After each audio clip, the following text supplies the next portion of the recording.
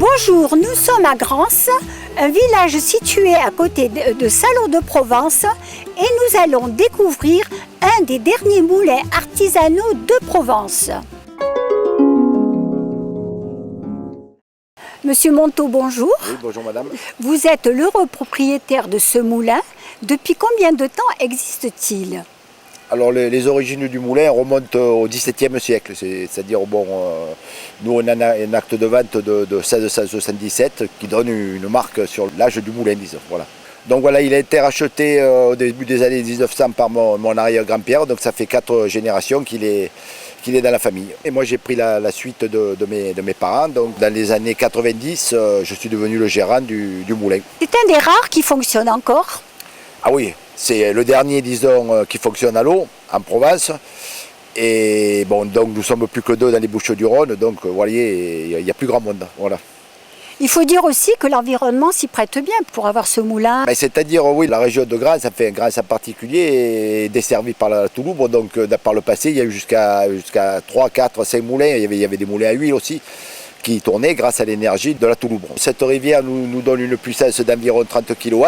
Qui permet de faire une production d'environ 300 kg à l'heure grâce à cette énergie écologique et propre de la rivière. Voilà. Quelle est la raison d'avoir choisi du bio ? D'une part, comme j'évoquais d'abord l'énergie renouvelable qui donne la force pour faire notre farine.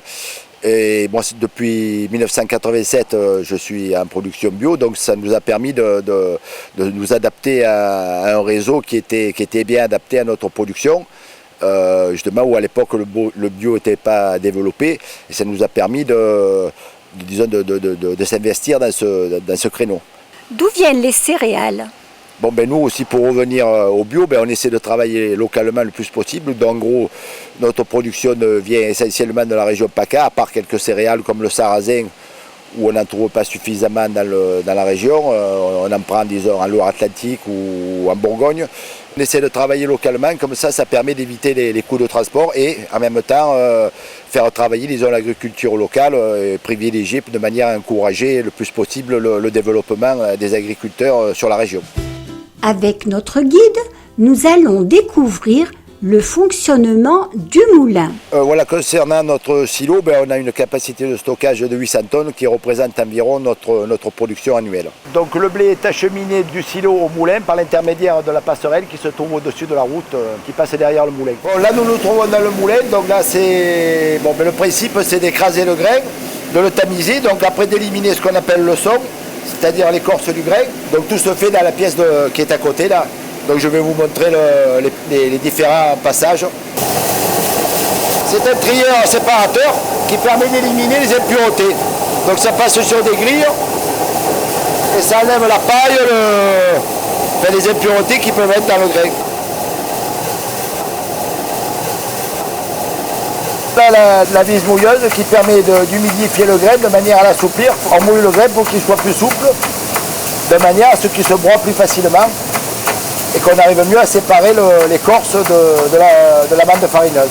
Donc là, le blé est stocké dans ces boisseaux de repos. Après l'humidification, on le laisse reposer 48 heures de manière à ce que l'eau pénètre bien au cœur du grain pour que ce soit bien homogène. C'est le grain qui va au moulin. Dessous, il y a un aimant qui permet de retenir s'il y a des impuretés métalliques. Et là, il y a une vanne qu'on règle pour que le débit soit plus ou moins important.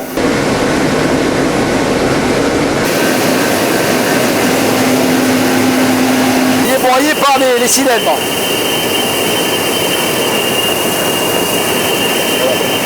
Avant, après.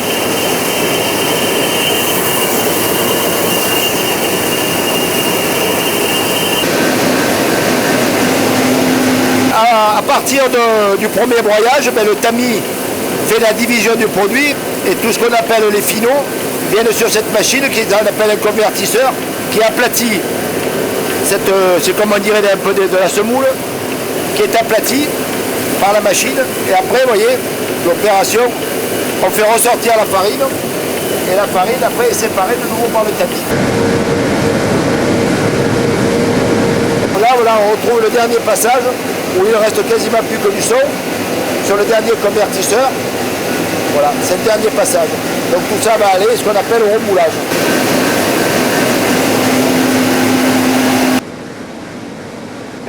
le système de mouture, c'est ce qu'on appelle la méthode hongroise qui a été inventée par un Hongrois. Donc il y a le planchister qui remplace les buteries qu'il y avait auparavant par le passé.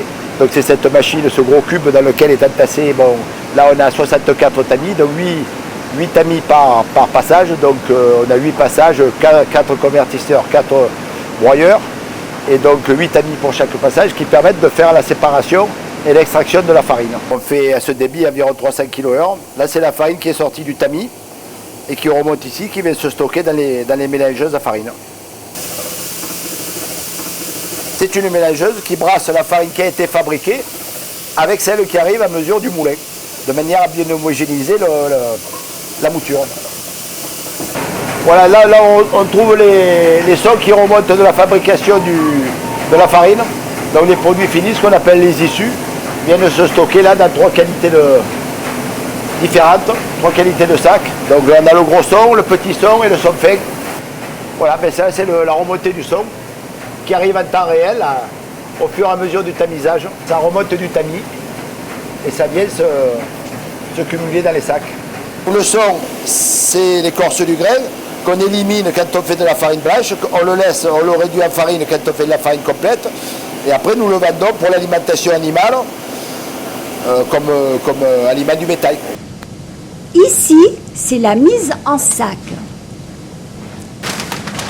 Voilà, donc on met le sac vide. On boucle le sac avec une ceinture. Le sac se remplit. Voilà, quand il y a les 25 kg, la machine s'arrête. Et après, on le passe à la couseuse.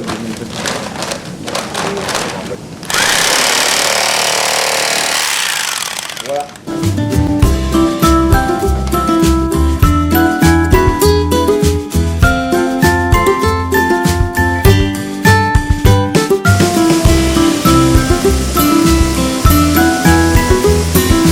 Il existe un autre procédé de mouture et Thierry, l'aide-meunier, nous en parle. Donc là nous avons un moulin à meule de pierre, nous travaillons le petit épeautre, la farine de petit épeautre. Le grain est stocké au-dessus, il passe entre les deux meules et après il est aspiré et renvoyé dans une cuve. Et donc la farine qui est sortie de la meule est stockée dans cette cuve et arrive par des tuyaux et des aspirations. Voilà. Ça c'est le canal d'amener au moulin. La rivière, vous voyez là-bas, donc on a un barrage qui dévie l'eau dans ce canal et qui amène l'eau après jusqu'à la turbine. Ça c'est notre source d'énergie, donc l'eau passe dans cette machine, fait tourner les pales de la turbine, s'écoule sous le bâtiment, ressort par derrière et la courroie voilà, entraîne le mouvement. À qui vendez-vous vos farines ? Ben, nous vendons essentiellement à des boulangers, enfin en quantité, disons, pour les professionnels, ça va surtout sur des boulangers locaux. Et après, ça va aussi dans des centrales d'achat qui après distribuent dans un réseau de magasins bio, donc ou Biocoop, ou le Relais Vert, ou des AMAP locales qui se créent dans les petites villes et villages environnants. Aussi, on fait de la vente sur place au moulin pour les particuliers qui veulent venir s'approvisionner directement, acheter en direct sur le moulin.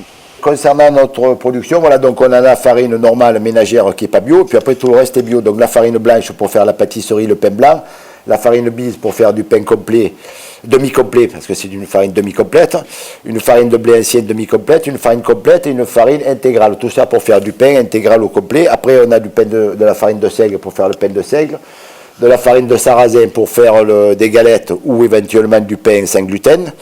Après on a aussi de la farine de maïs, de la farine de pois chiche pour faire des panis ou de la soca, de la farine de blé ancien corazan, du blé dur, de la farine 5 céréales pour faire un pain multicéréales, après la petite épeautre, voilà la farine de petite épeautre et la farine de riz. Voilà. Comment voyez-vous l'avenir de cette activité ? Mais on la voit bien, on la voit bonne dans la mesure où, je veux dire, les produits bio sont de plus en plus appréciés par les consommateurs. Et on est tous les ans, on augmente notre production, donc tout va bien de ce côté-là. Je pense qu'on a un bon avenir devant nous. Je vous remercie de nous avoir reçus. Ben, tout le plaisir était pour moi de voir votre intérêt envers notre entreprise. Merci. Et bonne route avec la farine. Merci madame.